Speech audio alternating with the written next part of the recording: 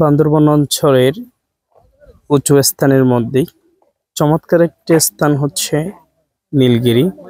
নীলগিরির সবচেয়ে চমৎকার একটি বিষয় হচ্ছে এই একেবারে উঁচু স্থানে হেলিপ্যাড এই স্থান অত্যন্ত সুন্দর এবং চমৎকার। বিশেষত এখানে যে মেঘের শুভ্রতাগুলো খণ্ড খণ্ড মনে হচ্ছে পাহাড়ের একেবারে বিশাল খণ্ড খণ্ড সাদা সাদা মেঘ। এই যে দেখেন চমৎকার, অত্যন্ত চমৎকার একটা দৃশ্য আসছে বলে আমার মনে হচ্ছে। আমার মনে হয় অত্যন্ত চমৎকার সুন্দর একটি দৃশ্য।